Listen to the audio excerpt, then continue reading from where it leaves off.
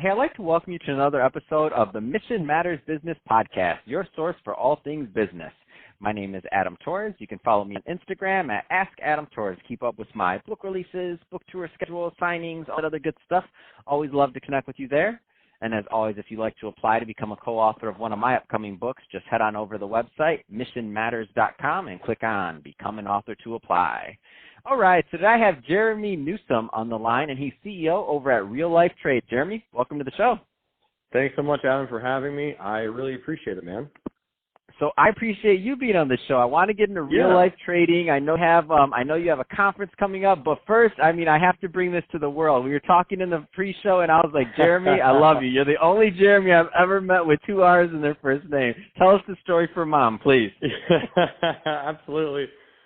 So my dad's name was Jerry, and my mom is a creative, very whimsically romantic person. So that's how it came to be. The name stands for Jerry and me, Jeremy. So that's why I love it. I had to bring that to our audience. I'm sorry, Jeremy. I know we didn't talk about that, but that one was for Mom. Okay. That one was for Mom. Let's get into Real Life Trade. Tell us a little bit more about your company, please.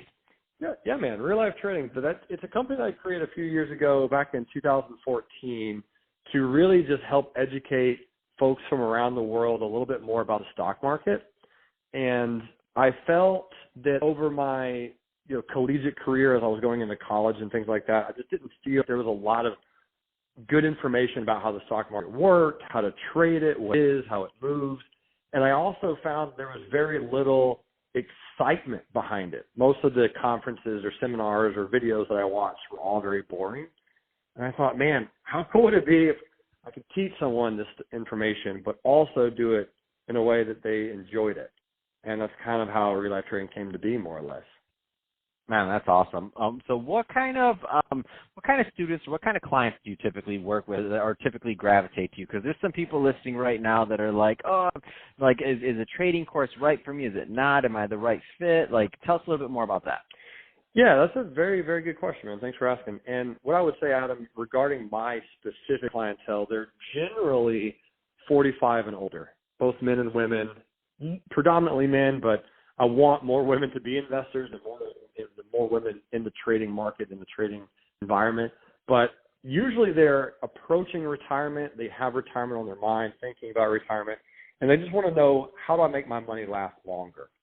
So that's generally most of my clients. They're excited about retirement. They want to, quit their job relatively early. They don't want to work until they're 65 or 67 and then retire. They want to retire around mid-50s with $400,000 or $500,000 in their account and some other money on the side doing something else. They want to be able to generate revenue, generate cash flow from their account, but also engage their brain and use more of their, their capabilities and their skill sets of actually generating income.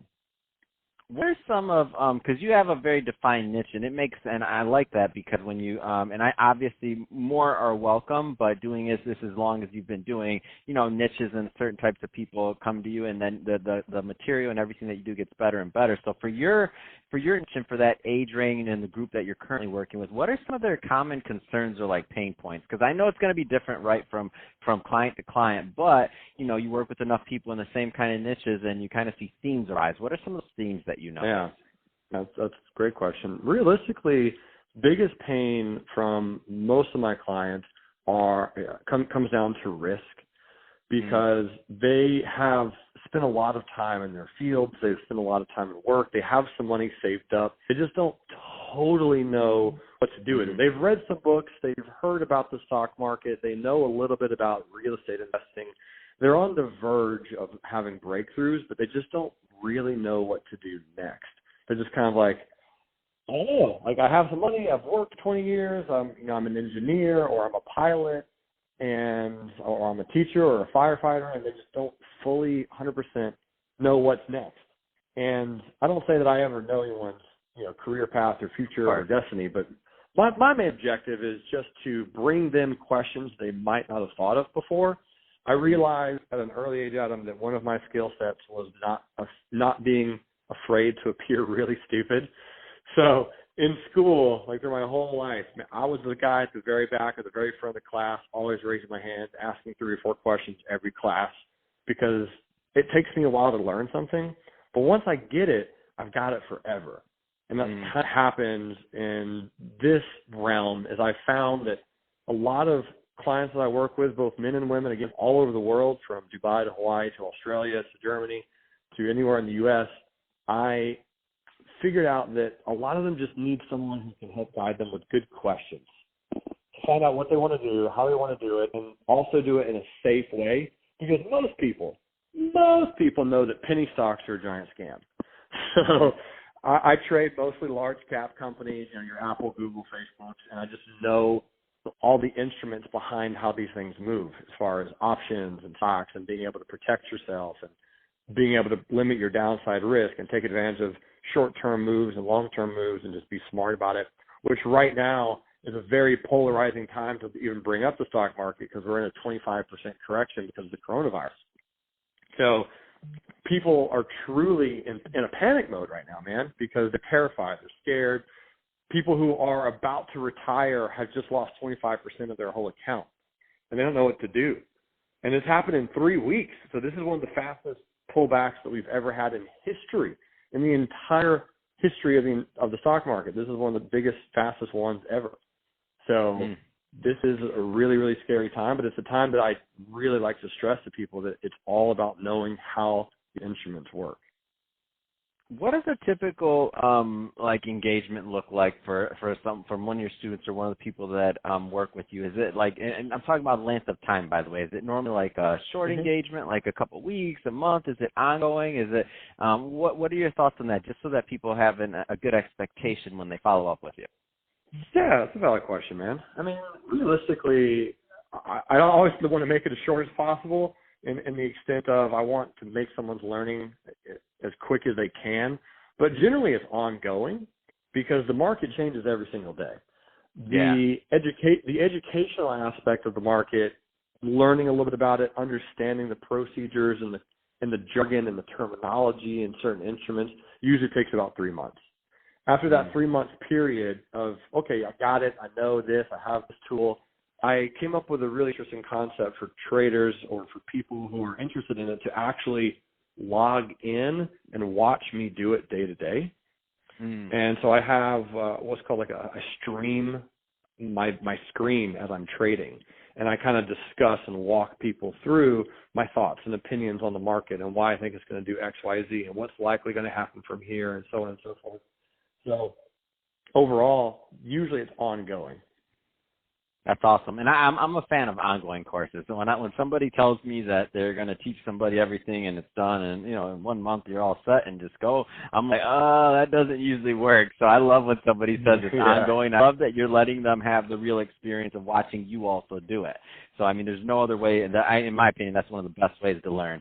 Let's talk about the conference you have coming up, Jerremy. So tell us a little bit more about that, please. Oh man, thank you. The conference is called Money Grows on Trees. And the way it happened is I kind of fell upon the notion of how many weird phrases and thought processes and idioms do we have as a society all across the world about money. And the term money doesn't grow on trees is like a very popular term. Everyone's heard it, everyone knows about it, but very few people have investigated it because it's just factually incorrect, right? And the overall point of the conference is to get people in a room and, like I mentioned, do one of my talents, which is explore questions that we might not have thought of before and figure out how to generate our current skill set to become the best version of ourselves and therefore add more value to the world. And if you add more value to the world, Adam, you simply make more money. It's just always the case. So a perfect example, I have a gentleman. He lives in Las Vegas, and he created a podcast.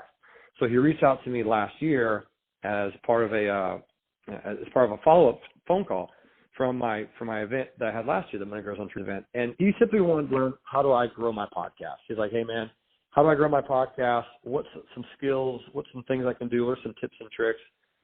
And through a progression of questions, through just the general building of his idea and his outline and his thought process and his methodology of growing it, he was able to take some ideas, take some concepts, take some general basic ways to add value and become just a better podcast creator like yourself, Adam. Going down that road, if you can actually take logistical steps that are tactical, you can grow your value through anything that you do. And a lot of it starts in your mind. Just knowing that you're worth a certain amount of money, or just believing that you're worth a certain amount of money, or just truly feeling like you deserve certain gratifications or feelings or thoughts or achievements. All of these things can be a subconscious barrier. And if we don't know they're there and we don't ask the right questions, they'll never be unblocked. But if they do become unblocked, then they can absolutely push you forward and propel you to where you need to be in the future. Man, that's awesome. So, Jerremy, if somebody wants more information on real life trading, of course, but also on the conference to get more info on that, I mean, what's the best way for the listeners to follow up with you? Totally valid. I have a few websites, but the conference, you can visit any conference of mine at treesaremoney.com. So trees like the tree, treesaremoney.com, and that has all the details on the conference. It's actually going to be in the Turks and Caicos in May. I know a lot of people right now are a little hesitant about traveling, but it's my personal opinion that in the next 3 or 4 or 5 months, 4 or 5 weeks, all of this will blow over, and the event is actually towards the end of May. And we're going to be in a room with multiple people who have achieved liquid multimillionaire